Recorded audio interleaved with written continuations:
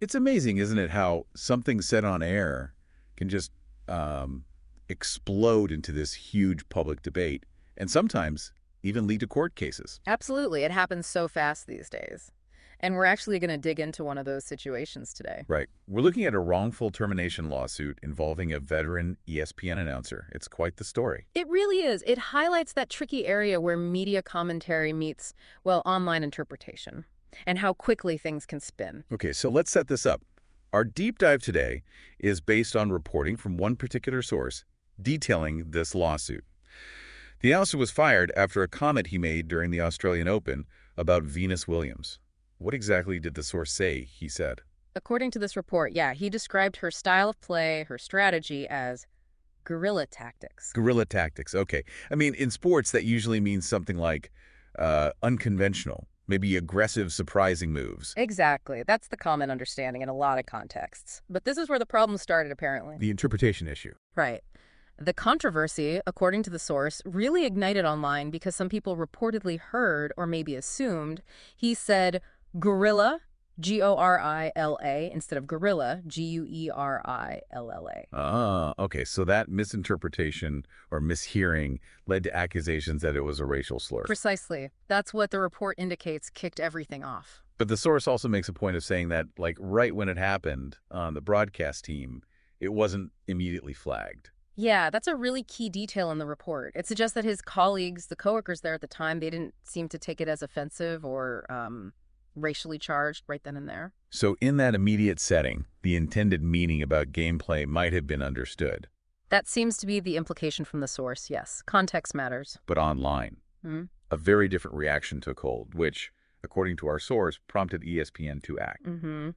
The source describes a pretty significant online backlash. It uses some very strong terms to describe the people involved online who were criticizing the comment.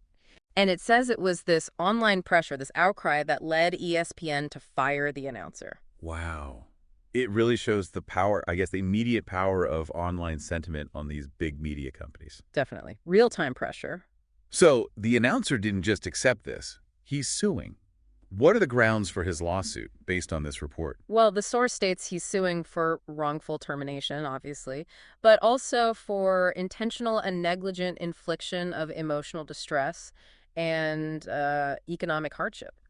So the argument is basically that the firing was unjust based on a misinterpretation that got amplified online, and it caused him real harm. That seems to be the core of it, yeah. Damage to his career, his reputation, his finances, his well-being. Does our source offer any prediction on how this lawsuit might play out? It does, actually. The source seems pretty confident. It predicts either the announcer will win the case or that ESPN will likely settle out of court. Settle? Why settle if they felt the firing was justified? The source suggests ESPN would probably want to avoid a messy public jury trial. Avoid dredging it all up again. And it also mentions a settlement would almost certainly involve an NDA, a non-disclosure agreement.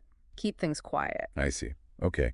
Now, the report we're drawing from doesn't just stick to this one case, does it? It tries to connect it to a wider pattern. Right. The source brings up several other incidents where it argues that reactions related to social justice issues were, in its view, overblown or maybe disproportionate. What kind of examples are we talking about? There's quite a list. Yeah. The report mentions the debunked story about the Martin Luther King Jr. bus being removed from the Oval Office. Oh, I remember that one? Yeah.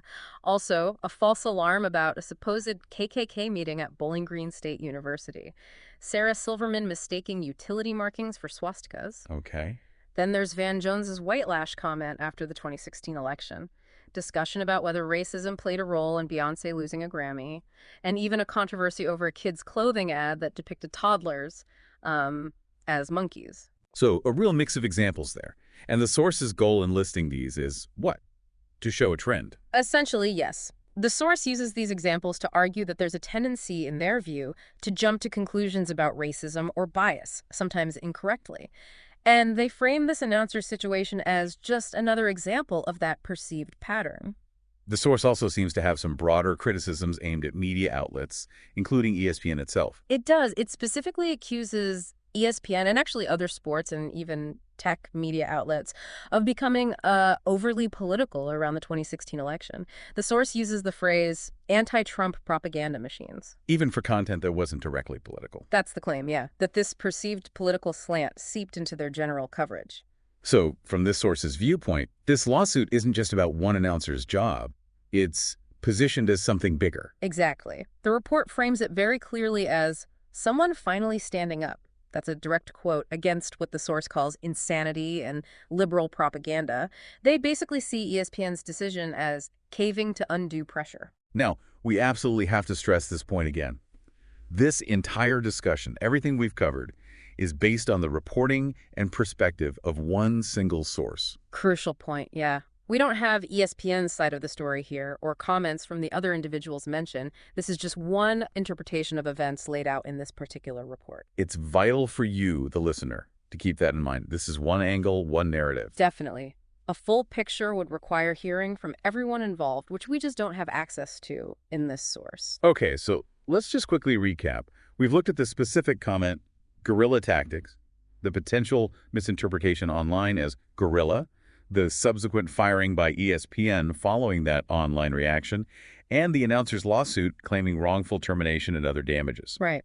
And we've also touched on how our source links this specific incident to a broader critique of how social justice issues are handled and portrayed, especially by media outlets. It really does bring up some fascinating and kind of difficult questions about language, interpretation, the sheer speed of online reactions.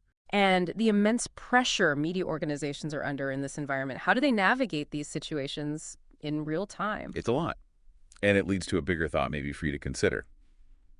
Looking at this case and the examples our source brought up, how do we navigate these complex conversations around social justice that seem to be everywhere now?